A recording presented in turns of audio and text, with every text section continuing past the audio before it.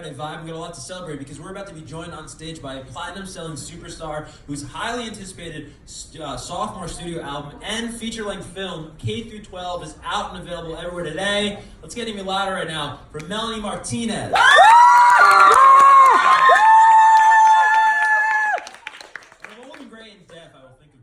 All right, now before Melanie gets out on stage, let's check out the trailer for K-12 if you haven't seen it already. K-12, the film by Melanie Martinez.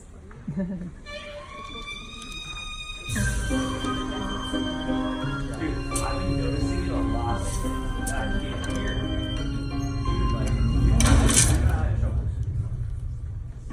Who drew this?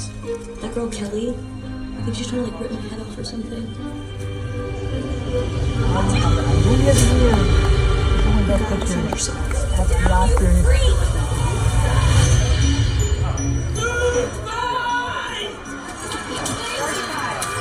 Did you guys know there are actually 2 holes down there? You didn't know you had a butthole? He forced us to take these pills Why is he forcing medication on me? to control us. Shut up! So we can't.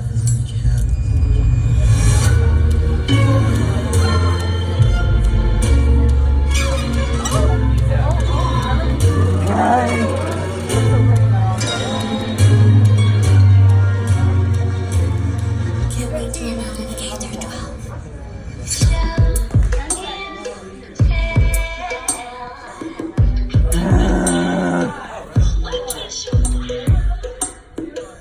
Are you listening yet?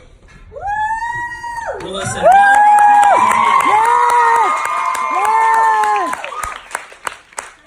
How are you? I'm good, I'm great. How are your ears? I mean, you get that everywhere you go. I mean, are they okay? What do you mean? Oh yeah, Oh, my it's ears so are loud. fine. It's so Oh yeah, loud. I mean I listen to music pretty loud, so yeah. Totally. Melanie's like, my ears. Oh my god, my ears going? What's wrong?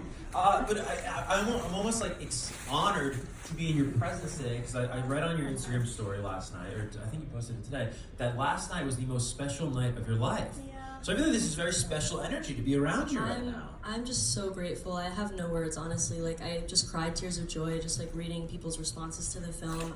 I'm like blown away. I can't even express. Honestly, my heart is so full. It's like it's crazy. It's insane. And I know to you the highest accolade or achievement that you can make in music is to help people heal. And I have to imagine the coolest thing for you, of course the reviews are fantastic, but the communities that are being fostered within these movie theaters. It's incredible. A lot of people were saying that the energy was just so different than any time they've ever stepped into a theater. Like there was just a sense of community and like togetherness and just like so much love. And I think that that's all I could ever dream of creating, you know, that kind of environment is so special. Totally.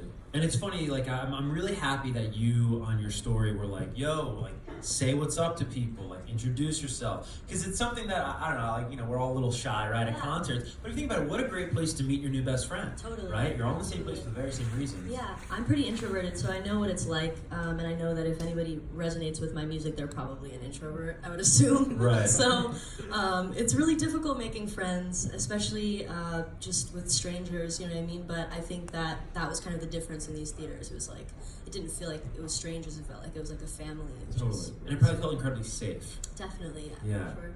It's funny, you know, you say you're an introvert, but then when it comes to works of art, like I feel like you just let it all out. When did you realize that that's really was your outlet? Music, I mean, of course now film and just visuals. I started writing poetry when I was really young, and then I kind of translated that into writing music when I taught myself how to play guitar at like 14. But I was really into photography, so I think that my interest in visual arts and photography mixed with my interest in music, I was just like, naturally these two fit really well together for me. Right. Yeah. What is it about it though? Is it almost like it's the permission to express yourself that you need as an artist? Like why do you find yourself more introverted personally? I don't know why I'm an introvert. I think I'm stepping into myself more. I would say that I'm more of like an ambivert now. Where Okay. I'm like, you know, finding the balance Yeah, in between. yeah. Hey, it's a journey. Yeah, it's a journey. But I don't know. Yeah, it was. I think that it's just important for me to make visuals that can tell the story of what I'm trying to express in the song. Yeah. And just creating in general is so cathartic for me. So I love it all. I love creating in art form. Yeah, you're so passionate about the process from taking something inside of your brain, what you're seeing, right, internally, and then making sure it looks just like that and sounds just like that for the outside world. It's something that is often not talked about, how hard that is. You can describe a vibe to a producer, It's so you know, difficult. yeah, and it's like, oh, it's close, but it's not it. Yeah. How did this measure up? Because this looks so fantastic, but in your mind, the end product, how did it measure up?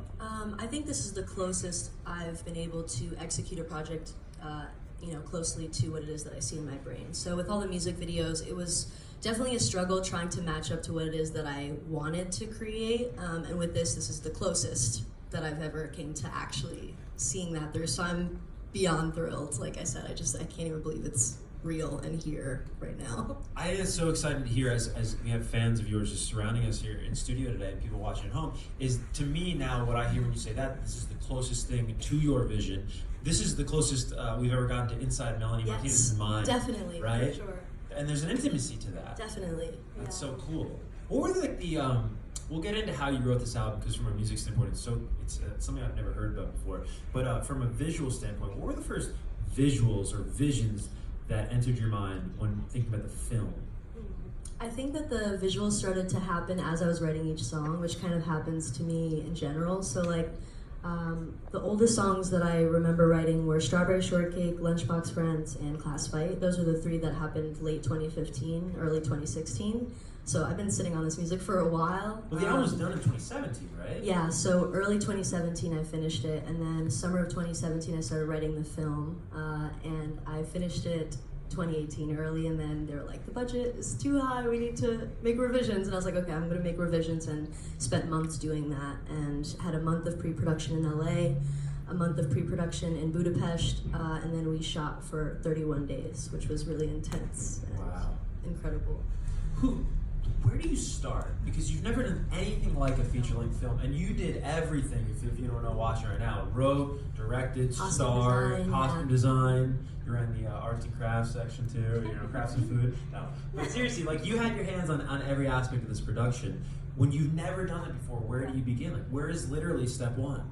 You just go for it. You just take a leap of faith. I had so many doubts within myself, and I'm just lucky to have had the label supporting me and encouraging me, and my family and my friends just being like, you absolutely can do this, throughout the whole process. If I didn't have them, I don't know, it probably would have taken longer, but but it was definitely a process. There was a lot of learning curve, so I would say that if there's anyone who's like watching who wants to try to pursue anything in their life, but is too scared to go for it, I would say just go for it, because it can really lead to somewhere incredible and you could surprise yourself. Oh yeah, it's often what happens, right? When you face your fear, Definitely. you surprise yourself. Yes, absolutely. Yeah. It's you're that sort of like beacon of light, I feel like, to so many of your fans, and you're that source of inspiration, like as you just said. Who is that for you though? You talk about friends and family, but specifically, like, who is the person that always just says, Melanie, go for it?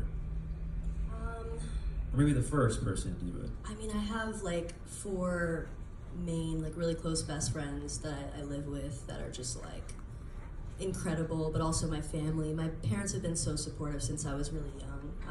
Without them, I probably wouldn't have even made Crybaby, you know what I mean? To have encouraging parents, just being like, yeah, go ahead, like write until 4 in the morning, and we don't care if we can't sleep because we hear you playing your guitar really loud on the amp, you know what I mean? Like they were just like, go for it, and if I didn't have that, I don't know where I would be, so I'm super grateful for them. That's amazing. I want to get back to last night really quick and just how special this must have been for you. Did it taking place in the premiere, of course I'm talking about, of the film, did it taking place in New York, did it add to the feelings, just that you being from here? Yeah, I haven't been here in a while too, so I think just being back in New York, that energy was like, it was just really special. I have really no words to explain last night, or even the LA premiere. I think that just seeing the energy, seeing people just showing up and being so passionate about it. I mean, people were getting like tattoos and the album hadn't even came out yet, you know what I mean? Like, it's like, that's so insane to me. I'm just like, I can't even believe it. It's a weird feeling when you see the tattoos, right? Because you're grateful, but then you're probably also like, oh my God, don't do that. Like, no, I mean, it's, it's their body, you know what I mean? Right. Like, do what you want with your body. I think, I just think it's really special, and I'm just blown away. I don't even, yeah. Do we have that the picture from Melanie's Instagram story? Because I thought this was so cool and really speaks to just the quality of this film. This is of course your film alongside some of the biggest films out right now. It, the sequel, and then of course Once Upon a Time in Hollywood. It's just this is gonna sound so silly to say, but it's like it's incredible. It like really like because sometimes artists these days you're very creative with rollouts and whatnot, and you'll have visual accompaniments and whatever the word of the day is. This is a movie, man. Like this is and the inspiration. I get Tim Burton vibes, maybe a little like Wes Anderson. I could be projecting that, but where do you borrow from for these? I love Tim Burton for sure, and Wes Anderson. I haven't seen a lot of classic movies, so if you name like a classic film, probably haven't seen it. But Yeah. I love Edward Scissorhands and Beetlejuice. Totally. I also love surrealist kind of art and film as well. So I'm into all of the magical, whimsical stuff. Yeah, no, and this certainly is right in line with all that stuff. Let's just talk set challenges, right? Because it came out so beautiful, but there had to be hardships along the way. Yeah. What were some set challenges? I think all the learning curves. So I had never written a feature film before. I had obviously written like music video treatments, which is very different than writing a whole script with dialogue and characters. And I had to think about all the details, and figure out, okay, what's this character's sun, moon, and rising sign? Like how do I figure out how they would, talk in a conversation with this character? How would their back and forth be? And it was really interesting. The casting process was so incredible too. I met really amazing friends, and I would like, for example, Floor. I wrote Floor to be a Pisces, and the girl that I casted for Floor is a Pisces. So it's like things like that that are just so serendipitous and magical. I just think it was all kind of like just destiny. I love that you took it that deep because I was reading you did, astrological signs and whatnot. Did you find that just writing for other people and different personality types, was it an exercise in empathy for you? I think that everything I do, I try to create exercises for empathy. It's good to put yourself in other people's shoes. So even with like making my music and my art, like I said, like my main goal is to like, even since I was like 14 and I first started writing music, I just knew for a fact that like it was my purpose in life to try to create music and art that can help people heal, or that can be used as some form of therapy, because that's what music and art has done for me throughout my life. So Yeah. Let's talk about the music, right? Is it true that you came up with the title and then built everything else around that title? Yes. So it was like the theme came first. I knew that I wanted Crybaby to go to school. I was like, this has to happen. It's like the perfect follow-up. And I just started writing down a bunch of different titles that would fit that theme. And I would go into the studio, and me and Mikey would go through all these sounds, and we would just find sounds that would closely fit the titles that I had written down, and to try to give more of, or at least like trigger more of a visual when you're listening to it, like for example, Show and Tell, they're like, we put in those like cranks, because I knew for sure that I wanted to be in a marionette, like this like doll box, so I had those early visions of the film, and I was able to like pick out sounds that fit that best. So you had the titles of all the tracks before you heard any music? Yeah, I just write down titles first. Really? Yeah. You've always done that, or just for this Even project? for Crybaby, yeah. Really? Mm-hmm. That's so interesting. So then when you hear a sound or someone plays you an instrumental, Like, you go, oh, that's that. Exactly. That's interesting. So did you fall in love with music through music video first as a kid? No, actually, I hadn't seen a lot of music videos when I was a kid. I was just purely obsessed with music. Yeah. Yeah. Yeah. Do you ever like think like why you're attracted to certain sounds at different points in your life? Because I think like correct me if I'm wrong here, but you cycled through a lot, and then whatever stuck is what wound up on the album. Yeah, I mean, the sound, I think it grows as you grow. As artists, I think you could even tell like the progression of the sound sonically, and the instruments that we use as artists or pick out. It's all based off of the reflection of where we are at that current moment in our life. So, yeah. You know, I guess if you don't know and you didn't get it from the trailer or talk so far, it's really about, you know, your character going off to this really kind of messed up sleepaway school, but under this huge, you know, grandiose facade.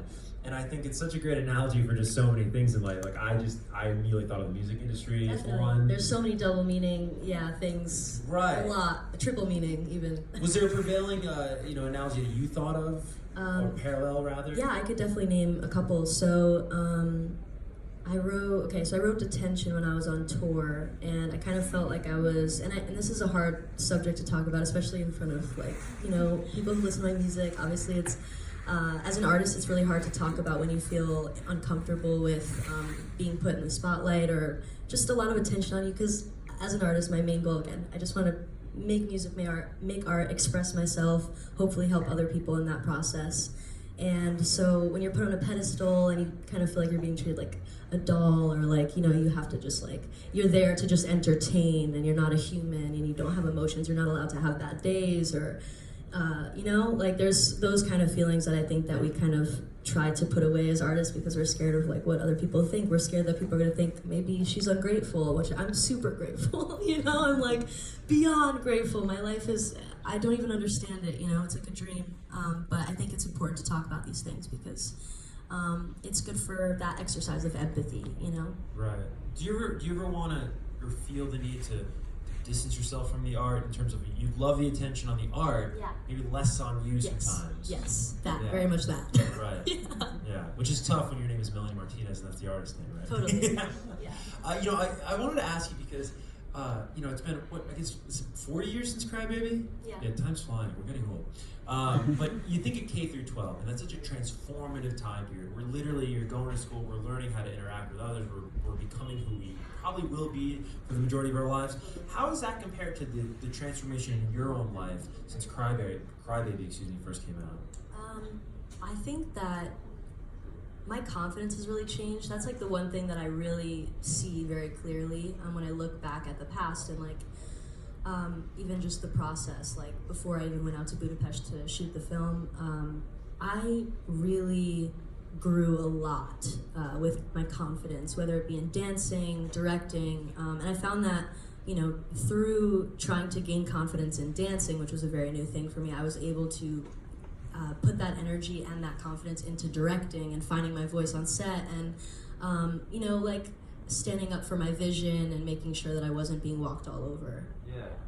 Can you offer any advice to that? Because I think it's something that a lot of young artists, they struggle with. And it's something that when you imagine a pursuit of music, you don't necessarily think about, but, you know, knowing that you know what's best for yourself, right? You can be young and you can be in a studio with older people and they might be saying, no, this is the sound. No, you're wrong. This is the lyric.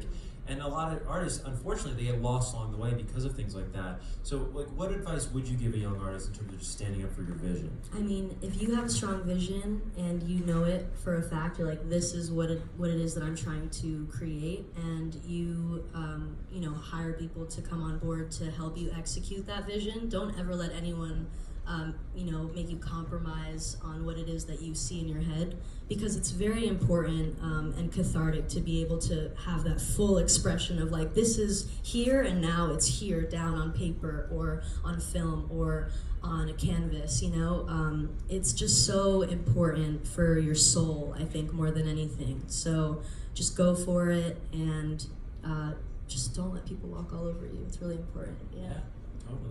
Let's get some fan questions. Speaking of fans, the first is going to come from over here. What's your name? Hi Molly, Hi. I'm George. I was wondering, was it harder directing a film than a music video? Yes, definitely. I think just the length alone, you know what I mean? It being like all of it at once as opposed to like, okay, now I'm just doing Mrs. Potato Head, now I'm just doing Mad Hatter, you know? Like, it was more like singularly focused on one song, and, you know, it would be like a 3-day shoot. Like Mad Hatter, I would think, was like a 3-day shoot. Like, this is like a 31-day shoot, you know? It was like really intense. I was like waking up at like 3 in the morning and coming back really late. It was really, really intense, but so worth it, yeah. That's a great question. Yeah. The next one is going to come from just behind it. Hi. I've been a fan since I remember the exact day I became a fan. It was January 2nd, 2015. Yeah, I was in a car on a road trip, so you kind of got me through that. 24-hour road trip. My question Long is, one. yeah. My question is, what was your favorite song to write and what inspired it? Ooh, that's a really good question. I think I have a favorite song, but I don't know if maybe it was my favorite song to write. I think Nurse's Office is my favorite song. It was definitely my favorite song to write because it just came so naturally. It was much more intuitive than the other songs. It just happened so quickly, it felt like a blur, almost like an out-of-body experience, and then afterwards I was like, me and Mikey looked at each other and were like, did we just make this right now? Like, this just happened. So sometimes that happens to me, but that one was like the most significant experience, yeah. What was the hardest song to write? Because you tackle some heavy topics, so be bulimia or anxiety, social pressures, that sort of thing. I think the hardest song to write, wow, that's a good one. I don't know if I could recall like a super tough one to write. There might be like one that I had to like go. I think maybe Class Fight was one that early on it had like there was different versions of it. I redid the chorus, which I never do. I'm usually like, this is what it is, I'll do the vocals that day, and then I'm like, I'm keeping it like this, I don't want to touch it, because you can't really like recreate that feeling when you're singing and recording and writing, but that song was one I came back to.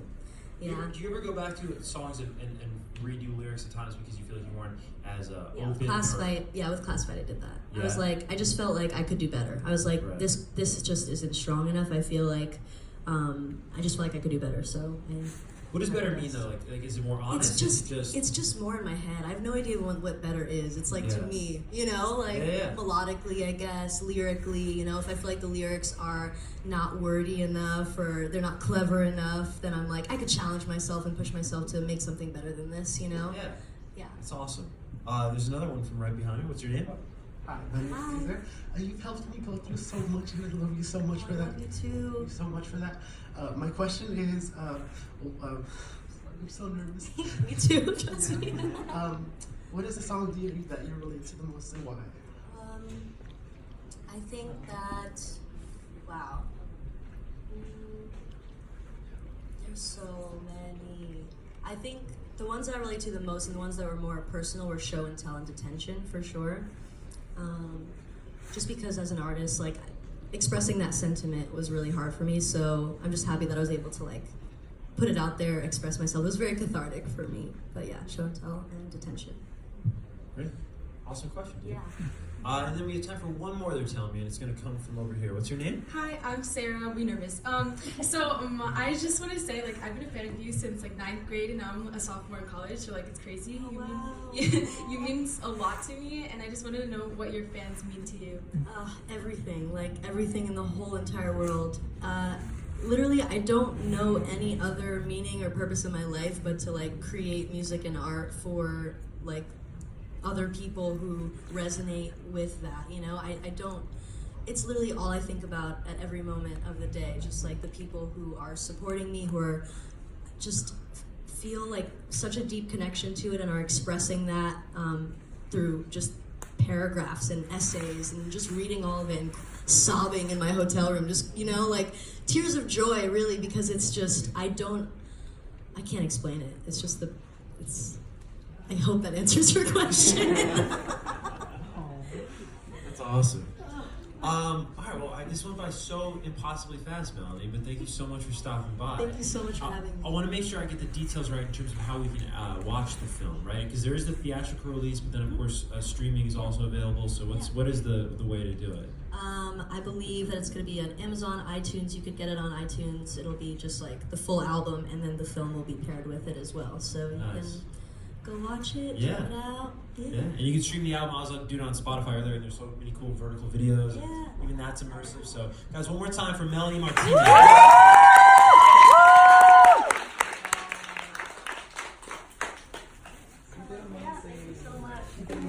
love you.